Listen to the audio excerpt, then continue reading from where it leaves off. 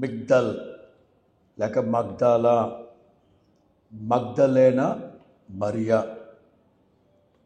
గలిలయ సముద్రం, ఈ గలిలయ సముద్రాన్ని ఆనుకొని ఈ మగ్దాలా అనే ఒక గ్రామం. యేసు ప్రభు తరచుగా ఈ ప్రాంతాల్లోనే సేవ చేస్తూ ఉండేవారు. ఆ రోజుల్లో ఒక స్థితిమంతుని కూతురు, శ్రీమంతుని కూతురు, ఎన్ని దయ్యాలు ఆవిడికి? 7 దయ్యాలు పట్టి పీడింపబడుతూ ఉంటే యేసు ప్రభు ఈ గ్రామానికి రావడం, ప్రార్థన చేయడం, ఆవిడికి పట్టిన దయ్యాలన్నీ ఆవిడని విడిచిపెట్టి వెళ్ళిపోయాక వాళ్ళ తండ్రి యేసు ప్రభుని వేడుకున్నారు, మా అమ్మాయిని కూడా మీ శిష్యురాలుగా చేర్చుకోమంటే ప్రభు చెప్పుంటారు, ప్రస్తుతం ఈ 12 మందితో సేవ చేస్తున్నాను, ఇంకా సూసన్న బృందాన్ని ప్రారంభించలేదు నేను. కాకపోతే యేసు ప్రభుని కొంతమంది స్త్రీలు వెంబడిస్తూ ఉండేవాళ్ళు. మత్తయి సువార్త 27లో ఆయన సిలువ వేయబడినప్పుడు ఆయనను వెంబడిస్తూ ఉన్న కొంతమంది స్త్రీలు సిలువ దగ్గరకు వచ్చి నిలవబడినట్లుగా గమనిస్తాం. ఈ మగ్దలేన మరియా యేసు ప్రభు సేవలో ఎంతటి ఏదంటారు, యాక్టివ్ పార్ట్ అంటారు, లేకపోతే సింహభాగం పోషించిందంటే, యేసు ప్రభు పరిచర్యకి ఎక్కువగా ఆర్థికంగా సహాయపడిన వ్యక్తి మగ్దలేనా మరియా. చివరికి ఈవిడ యెరూషలేములో, ఇదే ప్రాంతం, యెరూషలేములో ఒలీవల కొండ మీద ఒక ఇల్లు కట్టుకొని అక్కడే ఆవిడ ప్రార్థనలు చేసుకుంటూ అక్కడే చనిపోయింది. అక్కడే ఒలీవల కొండ మీదే ఆవిడని పాతిపెట్టారు.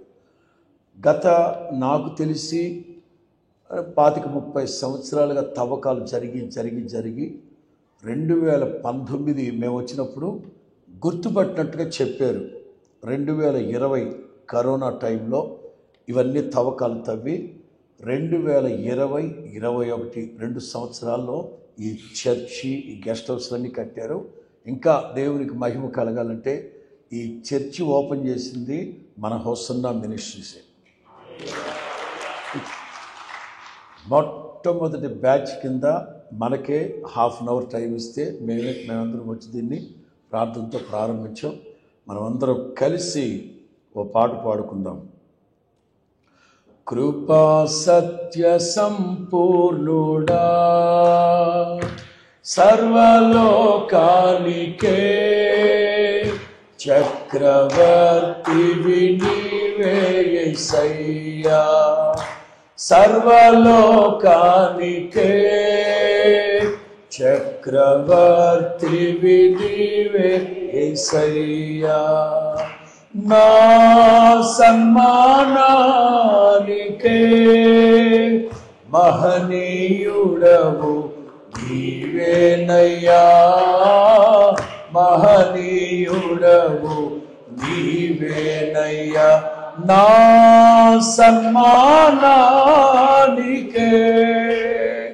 మహనీయుడవు నీవేనయ్యా, మహనీయుడవు.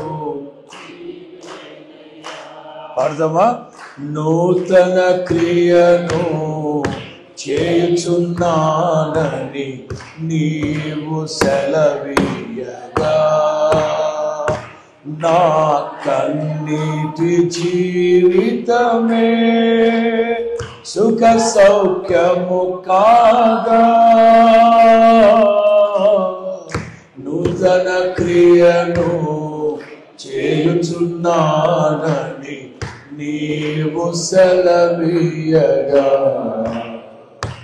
నా కన్నీటి జీవితమే సుఖ సౌఖ్యము కాగా,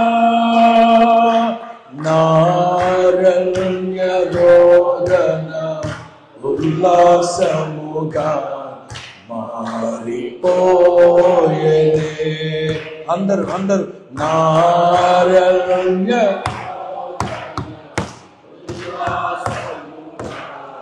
మారిపోయింది కృపా సత్య సర్వలోకానికే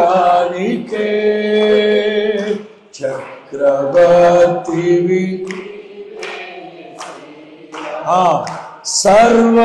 సర్వలోకానికే చక్రవర్తివి నీవే యేసయ్యా నా సన్మానానికే మహనీయుడవు నీవేనయ్యా మహనీయుడవు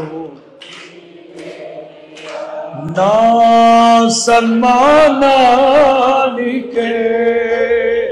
మహనీయుడవు చెప్తాం మహనీయుడవు నీవేనయ్యా మహనీయుడవు హే మహనీయుడవు మహనీయుడవు నీవే యేసయ్యా మహనీయుడవు చెప్తాం మహనీయుడవు మహనీయుడవు మహనీయుడవు నీవే యేసయ్యా మహనీయుడవు నీవే యేసయ్యా. రమేష్ ఒక 2 మాటలు చెప్తాడు.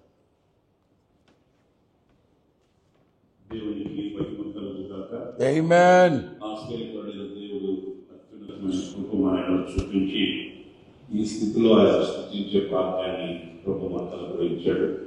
మరి మనం కళలో కూడా తలంచడం, కళలో కూడా ఊహించడం, ప్రభు తిరిగిన, ప్రభు నివసించిన, ప్రభు సంచరించి అద్భుతాలు చేసిన ఈ చోట అభాగ్యులను మనం నిలిచి కళ్ళనెత్తి స్వరమెత్తి స్థుతించి కీర్తించి మహిమపరిచి ఆయన పాదాల చెంత కూర్చునే గొప్ప భాగ్యాన్ని దేవుడు మనకు అనుగ్రహించాడు. ఈనాడు దేవుడు మన సంకల్పించిన నిత్య సంకల్పం చెప్పడంలో సందేహం కూడా లేదు. మరి ఆనాడు యేసుక్రీస్తు శరీరధారిగా ఉన్నప్పుడు దురాత్మ శక్తుల చేత అప్పగింపబడుతున్న ఆమెను రక్షించాడు, ఆమెను స్వస్థపరిచాడు, ఆమెను విమోచించాడు అనడానికి నిదర్శనం. మరి అంతకంటే భయానకమైన దౌర్బల్యమైన దౌర్భాగ్యమైన స్థితిలో ఉన్న మనల్ని ప్రభు స్వస్థపరిచి క్షేమమిచ్చి దీవించి ఈనాడు ఇలాగా మనం ఆయన సన్నిధిలో కూర్చునే గొప్ప భాగ్యాన్ని ఇచ్చాడు. అంటే ఆనాడు సజీవుడై ఉన్న దేవుడు ఈనాడు కూడా సజీవుడై ఉన్నాడు. ఆయన సజీవుడై ఉన్నాడు గనుకయే ఈరోజు ఈ పవిత్రమైన స్థలంలో ఈ రీతిగా ఆయన సన్నిధిలో నిలిచి ఉండడం ఇది దేవుడు అనుగ్రహించిన గొప్ప భాగ్యం.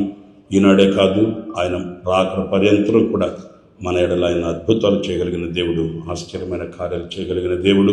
ఆనాడు నిన్న నేడు నిరంతరం ఏకరీతిగా ఉన్న ప్రభు మరియు మహిమ కలిగిన రాకడ వరకు మనల్ని ఇలాగే కంచి వేసి కాపాడి అంచెలంచెలుగా దీవించి అందరి కొరకులో దాచి ఉంచి ఆయన మహిమ కలిగినటువంటి రాకడలో ఆయనతో కలుసుకునే భాగ్యాన్ని ప్రభు మనకు అనుగ్రహిస్తాడని విశ్వసిస్తూ ఉన్నాను.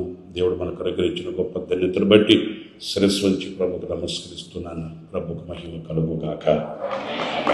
ప్రార్థన చేస్తాడు.